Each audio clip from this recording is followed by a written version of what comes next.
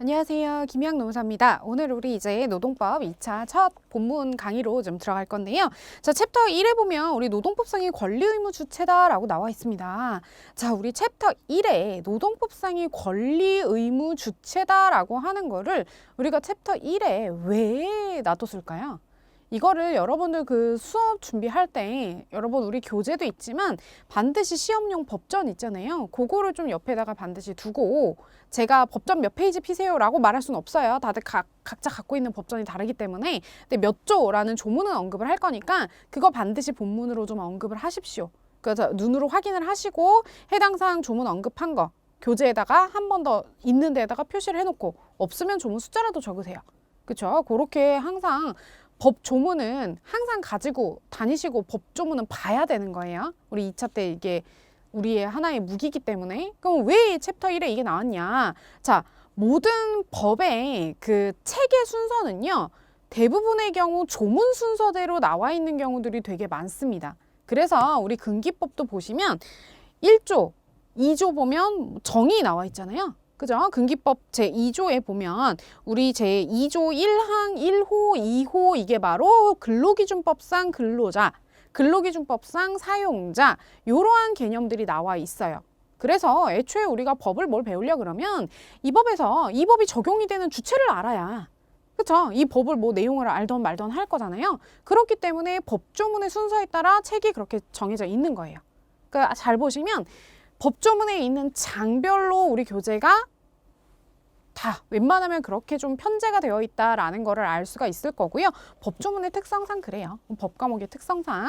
자, 그렇게 되어 있는 경우고 그 다음에 우리가 이거를 보게 되면 제1절에 이제 근로기준법상 근로자, 그죠? 제2절에 보면 뭐 사용자, 그죠? 근로기준법상 근로자, 그 다음 노조법상 근로자 이렇게 나와 있는데 네 가지를 반드시 다 아셔야 되고요. 굉장히 중요한 개념들이에요. 그래서 심지어 근기법상 근로자는요. 27회 기출 문제기도 하고요. 2018년도죠. 그 기출이 되기도 했고 2020년도에는 또 뭐가 또 기출이 됐어요? 그죠. 우리 근기법상 사용자가 또 기출이 됐었죠. 언제 어느 때나 나올 수 있는 조문들이에요. 주제들이에요. 그래서 그거를 좀 그렇게 좀 기억을 좀 하시고요. 일단은 근기법상 근로자다. 근기법상 사용자다 하려고 하면 요거 먼저 좀 보셔야 돼요. 자, 조문 먼저 좀 보겠습니다. 자, 근기법에 있어서 우리 조문을 보시면 자, 위에 있는 게 근로자 사용자, 노조법상의 근로자 사용자 이렇게가 좀 가지고 왔어요. 요거. 자, 분설은 각각에 들어가서 할 거예요. 각각에 들어가서 할 건데 모양을 좀 보시면 자, 근기법을 좀 보세요. 직업의 종류와는 관계없이 임금을 목적으로 그러면 뭔가 임금이라는 걸 받아야 근로자인 거예요. 그죠? 임금을 목적으로 사업이나 사업장에다가 사업이나 사업장이라는 개념이 또 하나가 나오겠네. 그죠? 근로를 제공하는 자래요. 자, 그러면 여기서 뽑아낼 수 있는 건 뭐예요? 내가 사업이나 사업장에 어딘가 뭔가 소속이 돼가지고 뭔가 사업이나 사업장에다가 근로를 제공해야 되니까 뭔가 내가 어디에 다니고 있어야 되는구나. 어디 사장님 밑에서 어디 다니고 있어야 되는구나. 법조문에서 나오잖아요. 그죠? 그래서 그러면 내가 근로 제공하고 임금을 받는 사람. 그쵸? 어디 사업이나 사업장에 소속돼 갖고 근로를 제공하고 임금을 받는 사람을 근기법상 근로자라고 하는구나. 됐죠? 일단 요렇게까지만 러프하게 보고.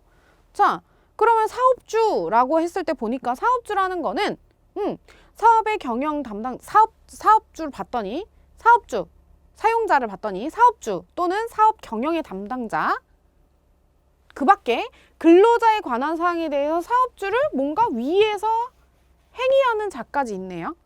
이게 바로 근기법상 사용자구나. 그런데 요거 먼저 잠깐 보면 비슷해요.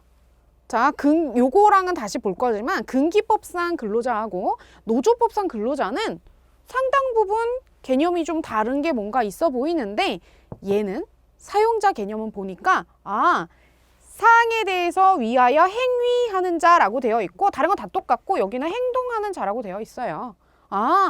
근기법상 사용자하고 노조법상 사용자는 법조문은 뭔가 좀 비슷해 보여요. 그죠? 법조문은 좀 비슷해 보여요. 근데 노조법상 사용자라고 딱 봤더니 얘랑은 달라요. 직업의 종류는 불문하고요. 임금만 여기 나와 있었는데 임금을 목적으로 근로 제공하는 건데 여기는 보니까 임금, 급료, 기타 이에 준하는 수입이라는 게 들어가 있네요. 기타 이에 준하는 수입에 의해서 생활만 하기만 하면 노조법상 근로자래요. 그러면 여기는 어딘가 사업에 종속되어 있다는 게 있어요? 사업이나 사업장에 이런 내용이 있어요? 없죠. 그죠? 그래서 바로 그게 좀 차이가 있는 거예요. 자, 조문이 지금 분명히 근기법상 근로자하고 노조법상 근로자하고 뭔가 조문이 달라요. 그죠? 그럼 왜 다른지를 우리가 알아야 되는 거예요. 왜 다른지. 그 근본적인 것부터 알아야지만 쟁점에 대해서 제가 처음에 이거 공부를 할 때 챕터가 다 4개가 나오는데 자꾸 뒤죽박죽 다 자꾸 헷갈리는 거예요. 4개 개념이. 4개의 개념들이 왜 쟁점이 이 쟁점이 여기서 나오는 건지 저기서 나오는 건지를 모르겠더라고요. 자, 그걸 알기 위해서는 여러분들이 큰 틀에서 먼저 보고 들어가야 돼요. 자, 이거 4개를 먼저 딱 정리를 하려 그러면 4개잖아요. 1, 2, 3, 4. 그죠? 4개를 딱 정리하려 그러면 요거 먼저 정리가 되어 있어야 돼요. 자, 근기법상 근로자, 노조법상 근로자 얘를 이제 우리가 파악을 좀 해보려 그러면 자, 이거 먼저 보는 겁니다. 근기법은요. 근기법하고 노조법하고요. 법의 입법 목적이 달라요. 뭐를 하려고 하니 우리가 근기법이라고 하는 거는 뭐예요? 뭐 임금도 나와 있고 근로시간. 그죠? 뭐 임금 해고 막 이런 것들이 나와 있잖아요. 이걸 우리가 개별적 근로관계라고 하는데 개별적 근로관계는 누구하고 누구 사이의 일을 말하는 거예요? 그죠? 근로자하고 사용자 간의 개별적인 근로계약에 관한 것들을 말하는 거예요. 그렇다라고 하면 근기법이 적용되려고 하려면 근로자가 되면 근기법상의 근로자면 근로기준법상에 있는 모든 내용들에 대한 보호를 받을 수가 있어요. 그죠? 그 보호를 해야 되는 그 주체는 뭐예요? 이걸 지켜야 되는 주체는 사용자인 거죠. 그죠? 그렇다라고 하면 국가가 이렇게 현실적으로 근로를 제공하는 우리 아까 사업이나 사업장에 나와 있었잖아요. 사업 또는 사업장에 나와 있었죠. 개념에서, 그죠? 조문에서. 자, 현실적으로 근로를 제공하는 자에 대해서 왜 이 소리가 나온 거예요? 사업이나 사업장에 나와 있으니까. 됐죠? 현실적으로 근로를 제공하는 자에 대해서 국가의 관리 감독에 의한 직접적인 보호 필요성이 있는가? 그럼 얘를 근기법상 근로자로 인정을 해서 근기법상의 보호조항을 적용시켜야 되나? 요게 목적인 거예요. 뭐라고요? 근기법상 보호해 줄 것인가? 요거. 그죠? 근기법상 보호 필요성이 있는 것인가? 요거라는 관점에서 개별적인 노사관계 그죠? 네, 개별적인 노사관계를 규율할 목적으로 만들어진 건데 자, 노조법을 볼게요. 노조법. 자, 여러분 요거 하나 잔소리인데 우리가 법조문을 답안지에다 쓸 때 근기법, 노조법 제가 이렇게 얘기하잖아요. 저는 이 플레임을 다 항상 얘기할 때 노동조합 및 노동관계 조정법이라고 말을 할 수가 없기 때문에 노조법, 근기법 이렇게 얘기하는 건데 여러분들이 답안지 쓰실 때는 근기법은 웬만하면 근로기준법이라고 플레임을 다 쓰시고요. 노조법을 언급할 때가 있을 때는 반드시 답안지에 제일 처음에는 플레임을 쓰세요. 플레임 쓰시고 이하 노조법이라 한다라고 반드시 쓴 다음에 그 다음에 약어 써야 돼요. 아시겠죠? 이거 잔소리 분명히 저 첫 시간에 했습니다. 이거는 그쵸? 이거는 교수님들께서 이런 거 이렇게 플레임 이렇게 자기 마음대로 줄여버리는 거 상당히 안 좋아하십니다. 그죠? 이거는 법을 공부하는 사람의 기본이에요. 반드시 줄임말 쓰시려면 플레임 쓰시고 이하 노조법이라 한다 쓴 다음에 그 다음부터 줄이는 거예요. 아셨죠? 자, 이건 잠깐 넘어가고. 자, 노조법상 근로자라고 했을 때는요. 노조법상 근로자라고 했을 때는 자, 얘는 포커스가 얘는 근기법상 어떤 사람한테 근기법을 적용해가지고 보호할 건가. 그죠? 그쵸? 요런 것들. 뭐, 우리가 배웠잖아요. 우리가 1차 때도 다 배웠잖아요. 뭐, 근로 시간에 대한 거는 뭐, 일주에 최장 12시간밖에 안 되고, 우리 그런 거 다 배웠죠. 근로계약은 서면으로 작성해야 되고, 해고할 때는 뭐 어떤 절차를 다 지켜야 되고, 이런 것들에 다 대한 거를 적용할 건가, 보호할 건가, 이런 반면에 노조법상 근로자라고 하는 거는요. 자, 요거예요. 노무 공급자들 사이에 여기 그 다른 것들 일부러 노무 공급자라고 되어 있는 거예요. 노무 공급자들 사이에 단결권 등을 보장해 줄 필요성, 즉 뭐예요? 요거 보장해 줄 필요성이 있는가라는 관점에서 결국은 핵심 단어가 뭐냐면 노동 3권을 보장해야 될 필요성이 있는가? 노조를 결성해서 우리가 노동 3권을 보장받을 수 있는 그러한 노조법상 근로자 테두리에 들어가 오게 되면 왜 이걸 인정해 주냐면 노동 3권을 보장할 필요성이 있기 때문에 인정을 해주는 거예요. 그렇기 때문에 사실은 큰 틀에서 보면 얘랑은 법조문도 다르지만 입법 목적이 다르기 때문에 당연히 일치한다라고 볼 수는 없어요. 예전에는 판단을 할 때 똑같이 봐서 문제가 됐었지만 지금은 판례가 조금씩 달라지고 있고 노조법상 이 근로자 개념은 어떻게 보면 여기 근로기준법상 근로자 개념보다는 좀 넓다고 할 수 있어요. 왜요? 임금, 급료 또는 기타 이에 준하는 수입에 의해서 생활하는 자가 다 들어가니까 노조법상 근로자에는. 그죠? 그래서 노조법상 근로자는 이렇게 노동상권의 보장 필요성 때문에 이게 개념이 나오는구나. 왜 얘기를 하는구나. 그러면 사용자는요? 자, 그래서 근로기준법상 이 근로자, 노조법상 근로자 요구할 때는 근로기준법상 근로자라고 하면 예를 들어서 이런 거예요. 실무에 여러분들이 가면 진짜 많이 나오는 거.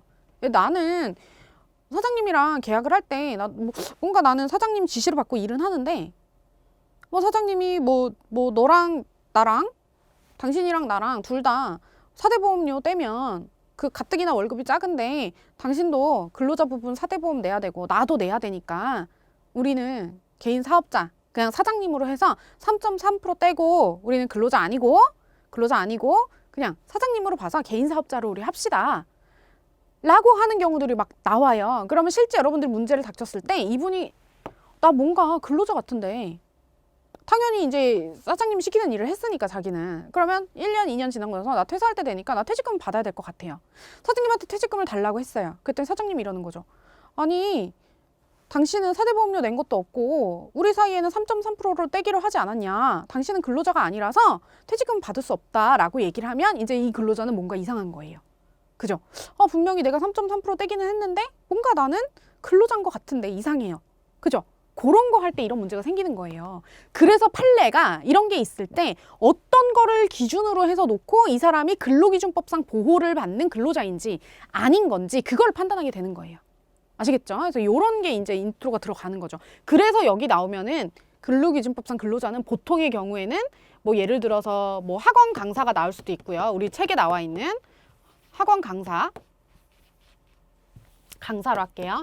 강사 내지는 프리랜서 예를 들어서 어떤 명칭이든 프리랜서든 개인 사업자로 해서 뗐든 간에 이러한 사람들이 근로자로 인정해서 근로기준법 적용할 수 있겠니? 이런 문제가 나와요. 그럼 결국 뭐예요? 판례 법리들 쭉쭉쭉쭉 다 그거 적용시켜 봤을 때 네가 생각했을 때 이 사람은 근로자여서 근로기준법상 보호를 해줘야 될 것 같아? 라는 결론을 묻는 게 나오는 거죠. 그죠? 요런 게 나오는 거고 자 여기는 노조법상 근로자라고 했을 때는요. 보통 그런 것들이 나옵니다. 노동상권 보장 필요성이 있어서 이 사람들이 노조를 결성할 수 있는 근로자성이 인정이 되겠는가? 요런 걸로 나와요. 근데 여기는 살짝 주의해야 되는 게 우리 제 뒤에서 설명드리겠지만 여기 노조법 법이 좀 조문이 개정이 됐습니다. 여러분들 시험 보실 때는 개정법으로 나와요. 지금은 예정이지만 여러분들 시험 보실 때 8월에는 7월 1일 날 개정 시행되는 법률이 적용이 됩니다. 거기에 여기서 항상 우리가 많이 문제가 되던 게 서울 여성노조 판례를 많이 우리가 공부를 했는데요. 거기 노조법 2조에 있는 그죠? 라목 단서가 없어졌어요. 삭제가 됐어요. 그죠? 노조법 2조 4호에 있는 라목 단서가 삭제가 됐습니다. 그래서 조문이 새로 이제 나오기 때문에 그런 쟁점들이 좀 나오게 되고요. 자, 노조법상 이제 근기법 노조법상 사용자 개념을 좀 볼게요. 자, 여기는 확장의 개념이 나오는데 자, 문제는 왜 나오는지 보세요. 자, 근로기준법상 사용자라는 거는 아까의 그 보호되는 거, 그거 지켜줘야 되는 거예요. 사용자는. 즉 뭐예요? 법에서 정한 최저 기준을 준수해줘야 되는 의무 주체면서 그죠? 의무 주체면서 요거 위반했을 때는 책임을 져야 되는 책임 주체로서의 개념을 획정하기 위해서 이 사용자 개념을 두고 있는 거예요. 그러면 그 책임을 져야 되는 사용자에는 아까 뭐가 들어갔어요? 아까 위에서 행동하는 자, 행위하는 자. 거기 아까 나왔었잖아요. 그 근로기준법상 사용자가 거기 이제 들어가는 거죠. 그래서 이 책임을 져야 되는 주체가 누군가 그거를 획정하는 거고요. 여기 밑에 보시면 노조법상 사용자는 노동조합의 상대방. 그죠? 노동조합이 뭐래요? 단체 교섭도 하고 단체 행동도 하잖아요. 그걸 하게 되는 상대방이면서 단체 교섭의 당사자기도 하고요. 그죠? 단체 교섭의 당사자기도 하고 특히나 관련되는 게 부당 노동 행위가 있는데 이 부당 노동 행위 금지 이거를 지켜야 되는 수규자로서의 역할을 하는 게 바로 그 개념을 위해서 나오는 게 바로 노조법상의 사용자예요. 그러면 아까 이 각각에 나오는 쟁점들 있잖아요. 요거를 여러분들이 이해하는 게 먼저고 요거를 이해했으면 각각에 나올 수 있는 그 개념들을 그래서 배우는 거예요. 아, 부당 노동행위 금지의 수규자니까 이건 여러분들이 공부하고 나서 나중에 정리하는 거예요. 부당 노동행위 수규자니까 여기서 나오면 보세요. 노조법상의 사용자라고 하면 우리가 노조법상의 사용자라고 하면 제4절이거든요. 제4절의 교과서 보시면 노조법상의 사용자 쭉 나와 있으니까 거기 조문 나와 있고 노조법상 사용자 개념의 확장이 나와요. 자, 우리가 근로기준법상 근로자 사용자든 어쨌든 보면 나랑 근로계약을 체결하고 있는 사람은 나의 사용자잖아요. 그죠? 그런데 이 경우는 뭐냐면 확장을 한다라고 하는 개념은 내 사용자가 아니에요. 나의 사용자가 아닌데 뭔가 이 사람이 사용자로서 뭔가 부당노동행위 금지를 하게 되는 요걸 지켜야 되는 의무가 있는가? 그럼 누구한테 적용할 것인가? 이런 문제들이 나오게 돼요. 그래서 나오는 게 각각의 그런 쟁점들이 확장이 되는 거예요. 그래서 보시게 될 때 노조법상 사용자 개념의 확장이라고 해서요. 그죠? 여기 확장이라고 해서 특히나 중요한 게 부당노동행위 주체로서의 사용자가 이래서 문제가 되는 거예요. 이래서. 원하청 관계에 있을 때 아, 뭔가 이 제3자한테 그죠? 나랑 근로계약 관계를 맺은 사용자는 아닌데 그죠? 이 사람은 아닌데 뭔가 여기에 있는 뭔가 사용자처럼 보이는 제3자한테 요 책임을 지우려고 하면 어떤 표지들이 인정이 돼야 될 것인가 라는 쟁점이 그래서 나오는 거예요. 여기서 그래서 현대 우리가 중공업 판례 배울 거고요. 그죠? 그러니까 각각의 이런 쟁점들이 가지치기 하는 거를 여러분들이 보시라고 큰 묵차에서 보시라고 말씀을 드리는 거예요. 그래서 보시면은 노조법상의 사용자 그래서 그렇게 얘기를 했고 자 근로기준법상 사용자라고 봤을 때는 뭐예요? 사용자 범위들이 쭉쭉 분설이 이제 나오면서 사용자 개념의 확장이 나오죠. 확장. 사용자 개념의 확장. 이게 뭐예요? 나랑 이렇게 계약 관계를 맺은 건 아닌데 뭔가 이상하게 이 사람이 나의 사용자 같은 느낌이 드는 거예요. 그죠? 요럴 때. 나랑 직접 상대방을 맞은 건 아니지만 나랑 계약을 맺은 건 아니지만 뭔가 사용자로서의 책임을 이 사람이 져야 될 것 같다.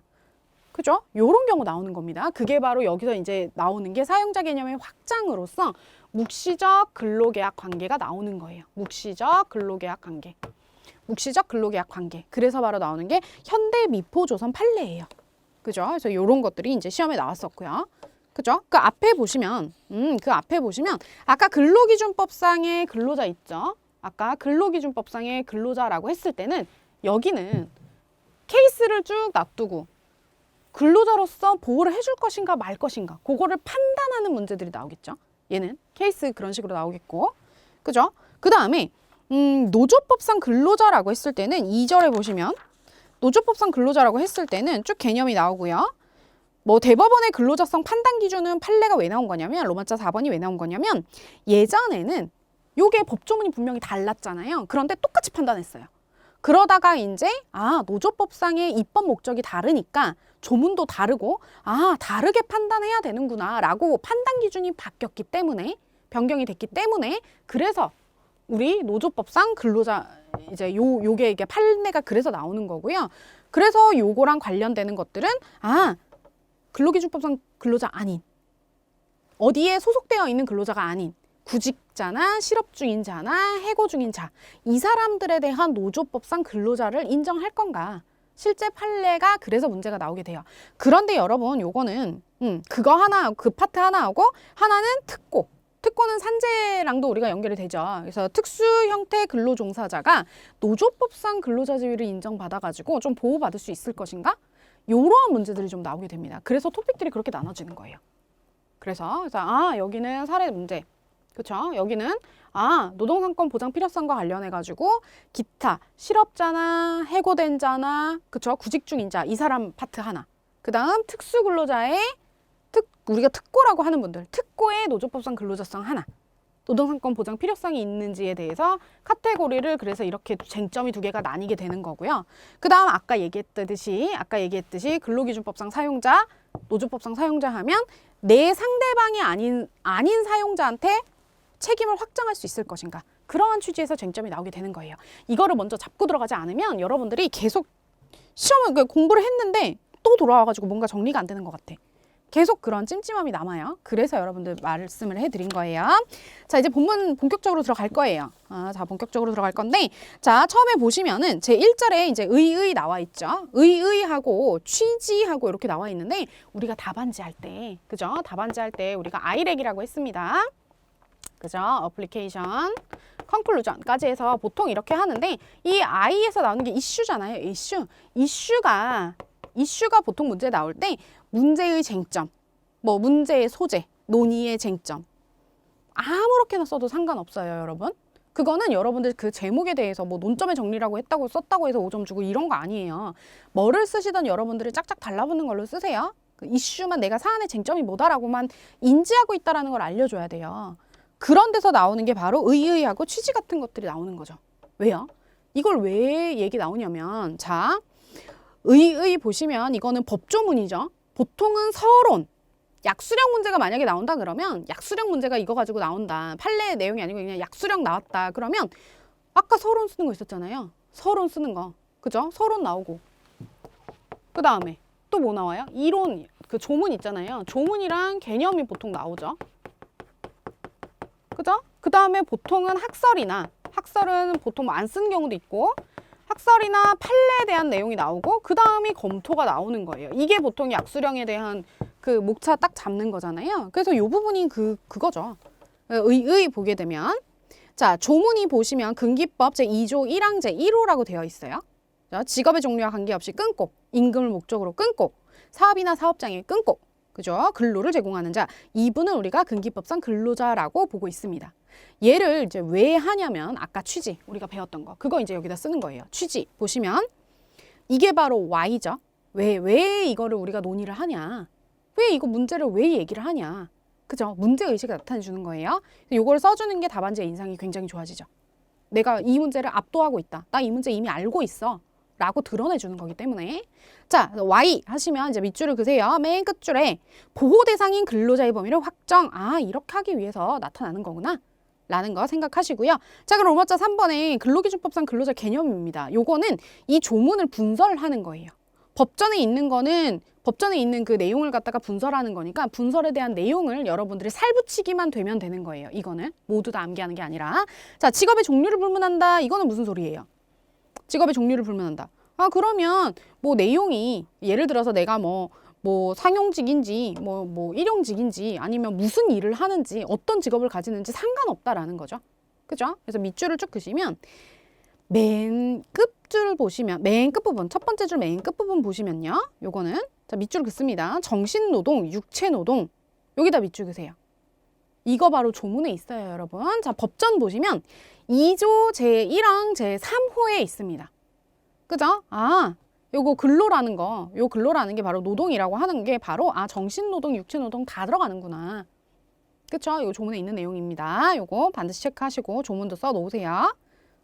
요거까지 다 들어가는 경우고, 뭐 형태가, 그죠? 계약의 형태가 뭔지도 다 가리지 않는 거구나. 됐죠? 요렇게 쓸 수 있으면 되는 거고, 분설해서. 자, 그 다음 2번 임금을 목적으로 해요. 이게 바로 노조법상 근로자랑 다른 부분이죠? 임금을 목적으로. 자, 보시면. 사용자한테 고용이 돼서, 왜요? 3번에 사업 또는 사업장에서 근로를 제공해야 된다는 요건이 있으니까. 그죠? 그래서, 사용자한테 고용이 돼가지고, 사용자 지휘 명령에 따라서 이제 노무를 제공하고 임금 받는 건데, 그 밑에 두 번째 줄에 보시면, 거기 법조문 써져 있죠? 근로기준법 제2조, 제1항, 제5호의 임금. 여기다 밑줄을 쭉 그시고요. 이 임금이라는 건 뭐예요? 근로 제공의 대가로 받는 거. 그쵸? 명칭을 불구하고 근로의 대가로 받는 거. 그걸 얘기하는 거죠. 그래서 근로의 대가로 지급하는 일체 금품을 우리가 임금이라고 하는구나. 계속 뭔가 순환 논리가 되는 것 같아요. 그죠? 나는 임금을 목적으로 해서 근로를 제공했고 임금은 뭐야? 라고 했더니 근로의 대가로 지급하는 금품이래요. 그럼 또 근로가 뭔데? 라고 했더니 근로는 종속노동하고 육체노동하고 다 합치는 거래요. 일단 여기서 우리가 조문에서만 이제 알아낼 수 있는 것들이죠. 자, 3번 보시면 사업 또는 사업장에 근로를 제공하는 자 이렇게 나와 있습니다. 그죠? 그렇기 때문에 자, 사업 또는 사업장에서 해야 되는 거니까 그래서 첫 번째 줄 밑줄 그세요. 현실적으로 고용되어 있는 취업자만이 근로자구나. 이게 노조법이랑 달랐구나. 됐죠? 이렇게 밑줄을 그시고요. 여기서 이 근로라는 거 뭐예요? 정신노동하고 육체노동 합쳐지는 거다. 그죠? 여기까지 일단 쓰시고, 자, 사업이라는 거는 뭐예요, 여러분? 사업 또는 사업장인데, 사업이라고 하는 거는 하나 개별 특정 기업 자체를 얘기하는 거예요. 개인이면 개인 사업자면 개인, 법인이면 법인, 그 자체를 얘기하는 게 사업이고요. 사업장이라고 하는 거는 어떻게 보면 하나의 사업 현장, 즉 장소적인 의미를 얘기합니다. 그렇죠? 그래서 서울이나 서울 본사, 광주 지사 이런 식으로 사업의 현장, 그죠? 그 장소적인 그런 걸 얘기하는 게 우리가 사업장이라는 개념이에요. 자, 그래서 이렇게 나와 있는데 뒤에 우리가 판례를 볼 건데요. 판례를 볼 건데 우리 필기 하나만 그 밑에다가 하나만 살짝 해 놓읍시다. 필기를 뭐 할 거냐면요, 여러분들 요거를 밑에다가 좀 써 놓으세요. 자, 4번에 놓고 판례 검토의 필요성이다라고 해서 요걸 좀 필기를 합시다. 자, 근로라고 하는 거는 우리가 판례에서 종속노동을 의미한다. 즉 뭐예요? 종속이라는 거 뭐예요? 내가 사용자의 지시를 받아서 사용자가 지시하는 거에 종속돼서 내가 일을 해야 되는 거예요. 시키는 일 하잖아요. 그렇죠? 그리고 내가 시키는 일을 했기 때문에 나한테 돈을 줘요. 내가 그 돈에 경제적으로 종속이 되어 있는 거죠. 이걸 우리가 얘기하는 게 바로 경제적 종속과 인적 종속이라고 얘기를 하는 거예요. 이게 바로 종속노동의 핵심이에요. 그런데 우리 법조문에 아무리 봐도 종속이라는 단어는 나와 있지 않아요. 종속이라는 단어는. 근데 판례가 이 조문에 이제 없기 때문에 이 종속노동에 대한 내용을, 사용종속관계에 대한 내용을 얘기를 하면서 법조문에 없는 걸 갖고 옵니다. 그죠? 그래서 조문에 명시적인 내용이 없어가지고 판례가 이렇게 사용종속관계에 대해서 해석론을 제시를 하고 있는 거예요. 그렇기 때문에 이 내용이 판단 기준이 문제가 나오는 거예요. 이게 바로 Y예요, Y. 왜 이 문제를 우리가 풀고 계속 문제가 나오는지. 그죠? 요걸 4번을 필기를 해놓고 이렇게 조문에 이 종속노동에 대한 게 없더라. 없어서 판례가 제시하고 있더라. 요거를 써주셔야 된다는 거예요. 요 근로기준법상 근로자 쟁점이 나오면. 아시겠죠? 자, 그러면 우리가 판례 좀 본격적으로 좀 보겠습니다. 이 종속노동이라고 하는 표지, 이 경제적 종속, 인적 종속 이거 적어 두셔야 돼요. 나중에 또 할 때도 설명할 거예요. 그래서 조문에 명시적으로 이런 내용들이 없어가지고 이게 문제가 되더라라는 거를 좀 생각을 하시고요. 자, 그 다음에 이게 가장 우리 이번 시간에 가장 이제 중요한 내용입니다. 자, 요거 근로기준법상의 근로자에 해당하는지, 자, 여기 목차 보시면 사용종속관계의 인정이라고 되어 있어요. 인정이라고 두 번째 줄 볼게요. 두 번째 줄. 자, 이 사람이 어떤 프리랜서를 하든 도급이든 어떤 계약서를 썼든 간에 이 사람이 근기법이 적용이 되는 근로잔지를 판단하려고 하면 자, 그 계약의 형식이 민법상의 고용계약인지 또는 도급계약인지 관계없이 그 실질 되어 있죠? 그 실질에 동그라미 하십시오. 실질에 있어서 쭉 가시게 되면 사업 또는 사업장의 임금 목적으로 종속적인 관계 여기다 동그라미 하시고요. 종속적인 관계에서 근로 제공하였는지 요거에 따라 따진다라는 게 가장 일반론이에요. 뭐다? 계약의 형식 따지지 않는다. 따지지 않고 뭐다? 실질을 본다. 실질이 뭐예요? 진짜 사용자하고 너 사이에 종속관계에 있었는지를 보겠다라는 거예요. 그럼 종속관계를 어떻게 판단할 건데 이제 그게 바로 밑에 있는 판례 내용입니다. 판례 판단 기준입니다. 자, 근로기준법상의 근로자에 해당하는지 여부는요. 계약의 형식이 고용인지 뭔지 보다 실질, 그죠? 실질에 있어서 임금을 목적으로 종속적인 관계에서 이렇게 하는지에 따라서 해야 된다. 이 종속적인 관계, 이 종속이 뭐라 그랬어요? 사용종속? 경제적 종속이랑 인적 종속, 그쵸? 요거 있다 그랬어요. 자, 위에서 말하는 종속관계가 있는지 여부는 자, 이거 암기하셔야 돼요. 자, 이제는 제가 노란색으로 체크해 놓은 거 있어요. 노란색으로 체크해 놓은 거에 동그라미를 치세요, 여러분. 일단은 자, 진짜로 종속이 있는지 보려면 네가 이제 사용자한테 진짜 구속돼 있어? 이걸 보려면 이거 하는 거예요. 업무 내용을 사용자가 정하는 거예요. 너 뭐뭐 해? 라고. 그 다음 취업 규칙이나 또는 복무 규정, 인사 규정. 우리 회사는 어떻게 해야 되고 휴가 갈 때는 며칠 전에 얘기해야 되고 근무 복장은 뭘 해야 되고 몇 시부터 몇 시까지 출근해야 되고 이런 것들 있잖아요. 그런 거. 복무 규정. 요런 것들의 규정을 적용을 받는지. 개별적으로 진짜 사장님이면 적용 안 받겠죠. 별도의 사장님이면 대등한 관계인 거지. 그죠? 그걸 생각하세요.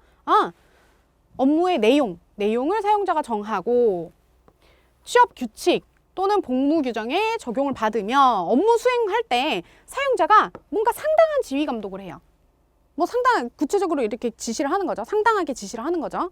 그죠? 지휘 감독을 하면서 사용자가 근무 시간하고요. 근무 장소, 지정석이 있는지, 근무 시간이 정해져 있는지 이런 것들. 이런 거를 정하고 근로자가 이거에 구속을 받나? 요걸 살펴보는 거예요. 또 노무 제공자가 스스로 자기가 비품이나 원자재나 작업 도구 등을 자기가 스스로 소유를 하거나 또는 제3자를 고용해가지고 내 밑으로 내가 알바를 써서 내가 할 수 있다 또는 할 수 없다 이런 거 제3자를 고용해서 업무를 대행하게 하는 등 뭔가 독립해가지고 자신의 계산으로 사업을 영위할 수 있나. 만약에 이게 인정된다 그러면 근로자성보다는 진짜 사장님의 확률이 높겠죠. 얘가 인정이 된다 그러면. 그래서 스스로 내가 물품 같은 거 다 소유하고 내가 내 알바를 고용해가지고 일을 하게 할 수 있다라면 내가 사장님인 여지가 굉장히 커지겠죠. 이런 거 보는 거예요. 그죠? 이렇게 할 수 있는지. 또 보시면 자 보수의 성격이 노무 제공을 통한 이윤의 창출과 손실의 초래 등 위험을 스스로 안고 있는지. 이게 뭐예요? 장사가 잘 되든 못 되든 사장님이 다 그거는 다 자기가 갖고 가는 거잖아요. 그거 얘기하는 거고 보수의 성격이 근로에 대한 건지 근로 자체를 한 거에 대한 보수가 지급이 된다라고 하면 근로자성이 인정될 여지가 높겠죠. 그건 근로 제공에 대한 임금일 여지가 높아지니까. 그죠? 근로 자체에 대한 근로에 대한 대가적인 성격을 가지는 건지. 그다음 기본급이나 고정급이 정해져 있는지.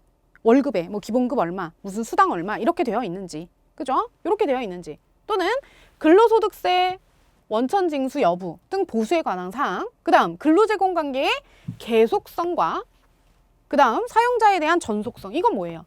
내가 계속 꾸준히 10몇 년 동안 여기에다가만 일을 했는지 시간이 너무 길어가지고 이 사장님한테 소속되어서 이 사업장에서 일하는 거 말고는 다른 근로를 할 수 없다라고 하면 그 전속성이 큰 거죠. 전속계약 이런 단어 아시잖아요. 그 얘기하는 거예요. 전속성 유무, 정도. 그다음 사회보장제도에 관한 법령에서 근로자로서 지위를 인정받는지. 이게 무슨 소리예요? 4대 보험 들 때 근로자로서 인정돼가지고 4대 보험 근로자 부분 떼는지 요거 얘기하는 거예요.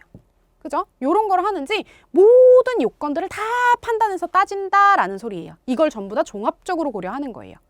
어떠한 요소가 하나만 인정된다라고 해서 바로 근로자 이런 게 아니라 이 전체적인 내용들을 봤을 때 몇 가지 빠지지만 적어도 한 70~80%가 근로자성 표지가 되게 많은데 그러면 근로자로 인정이 될 수가 있는 거다. 이런 소리예요. 종합적으로 판단한다는 게.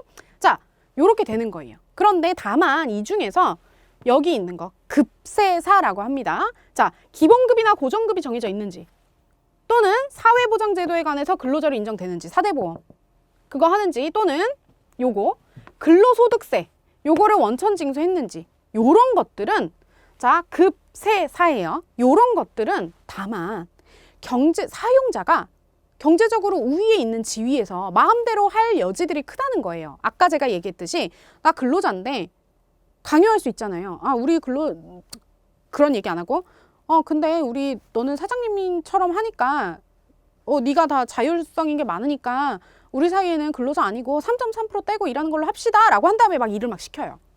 그죠? 이런 경우 있을 수 있단 말이에요. 개인사업자로 해서 사업소득세 떼면서. 그죠? 그렇기 때문에 이런 것들 기본급이나 근로소득세 원천 징수하는지 사회보장제도에 대해서 근로자를 인정받는지 요거는 사용자가 경제적으로 우월한 지위를 이용해가지고 임의로 정할 여지가 크다. 그쵸? 판사가 알고 있는 거예요. 그다는 점에서 이러한 점들이 인정되지 않는다고 바로 근로자 아니다 라고 말하면 안 된다라는 거예요. 됐죠? 자, 그래서 요게 너무 많잖아요. 그래서 요거를 제가 두 문자를 하나 만들어 봤어요. 그죠? 두 문자를 하나 만들어 봤어요. 일단 동그라미를 제가 하는 거에다가만 쭉 그시고요. 그다음 그 밑에다가 적습니다. 그 밑에다가 적습니다. 내규상, 개전시장 소독, 위대, 급세사 이렇게 쓰세요. 설명할게요 이제. 자, 내규상 씨는 그냥 사람 이름이에요. 그죠? 내규상 씨가 우리 지금 코로나가 막 발발하고 있잖아요. 그죠? 자, 개전시장이라는 시장이 있어요. 개전시장을 소독했어요. 그죠? 내규상 씨가 개전시장을 소독했습니다. 위대한 사람이죠? 그 위대한 사람이 소독하다가 안타깝게 자기가 걸려가지고 돌아가신 거예요. 급하게 급세사했다. 됐죠? 다시 한번. 내규상 씨가 개전시당을 소독한 위대한 일을 했는데 바로 돌아가셨어요. 급세사했다. 됐죠? 안타깝지만 이 내규상 씨가 개전시장을 소독하다가 위대한 일을 했는데, 그죠? 개전시장 소독하는 위대한 일을 했는데 급세사했다. 요렇게 해서 일단 외우세요. 너무 많기 때문에. 그죠? 이렇게 해서 순서는 살짝살짝 바뀝니다. 아까 제가 동그라미에 했던 게 순서는 살짝살짝 바뀌지만 이러한 표지들이 있다라는 거를 여러 번 읽으시고 이해를 하신 다음에 두 문자 해가지고 딱 외우는 거예요. 판단 기준. 그죠? 요런 것들이 근로자성이 인정 표지들이 많으면은 근로자성이 인정이 되는 거고. 그죠? 요렇게 되는 거고요. 이 급세사는 제가 일부러 따로 떼놨어요. 왜요? 얘는 우리가 소극적인 징표 또는 부수적인 징표, 소극적이라고 하면 안 되고 부수적 또는 형식적 징표라고 우리가 얘기를 해요. 왜요? 얘는 사장님이 임의로 정할 여지가 크기 때문에 얘가 인정이 안 된다라는 것만으로 봤고 얘만 가지고 근로자성을 쉽게 부정해버리면 안 된다라는 거예요. 얘가 사업소득세를 뗀다라고 해서 사용자겠구나 라고 판단 안 한다는 거죠. 그죠? 그거를 조금 딱 정확하게 좀 보세요. 그래서 핵심은 계약의 형식이 아닌 실질을 본다. 그 실질을 볼 때 요 사용 종속 관계가 있는지 여부는 요 내규상 개전시장 소독한 거 위대한 일을 했다 급세사했다 요거 가지고 판단을 하는구나 라는 거 끝. 됐죠? 그러면 우리가 요거는 요거 하나만 필기를 하고 끝낼게요. 자, 다음 시간에 할 거예요. 다음 시간에 이어서 할 건데, 자, 우리가 여러 가지 계약의 형태들이 있습니다. 민법상에 있는 이 내용들인데 이 고용이라는 게 바로 우리가 얘기하는 근로계약인 거죠. 그쵸? 근로계약인 거죠. 얘는 일의 완성이랑 독립성을 가지고 볼 때 이 도급이라는 거는 뭐예요? 내가 인테리어 공사를 아예 맡겨버리는 거는 인테리어 공사가 끝나면 이거에 대해서 돈을 주는 거예요. 인테리어 공사 안 끝났는데 돈 줘요? 아니 그 실제적인 그런 거 말고 완성이 돼야지만 원래 돈을 다 완부를 하는 거잖아요. 즉 일의 완성도 있어야 되고요. 그죠? 이 도급받은 이 사람이 일할 때 자기가 알아서 아르바이트도 쓰든 자기 뭐 기술을 전수한 사람을 쓰든 이 사람 마음이잖아요. 그죠? 독립적으로 일을 하는 거예요. 그 사람은. 큰 틀은 당연히 뭐 인테리어 요청하는 분 측에서 해주겠지만, 그죠? 그럼 일을 자율적으로 하는 거고. 이 위임이라는 건 뭐예요? 우리, 노무사, 변호사, 뭐 요런 분들 할 때. 그죠? 그 요거는 독립적으로 일을 하죠? 그렇지만 일의 완성. 그죠? 일을 뭐 이겨야지만 우리가 돈을 주고 이런 거 아니잖아요. 그죠? 그래서 요런 거는 아니다. 그렇지만 고용은 뭐예요? 일의 완성이 목적인가요?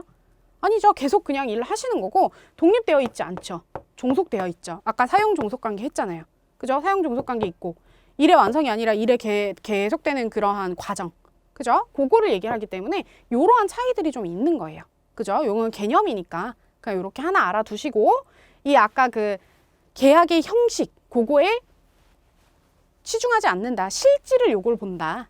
그죠? 요런 걸 보는구나 라는 거 하고요. 요거는 우리가 다음 시간에 임원 있잖아요. 그거 같이 배울 거예요. 그죠? 임원 할 때 요 위임에 대한 거 얘기 배울 거니까 요렇게까지 체크하시고 일단 책에다가 적어 두시고요. 그 다음에 다음 시간에 이어서 우리 공부하도록 하겠습니다. 여러분 수고하셨습니다.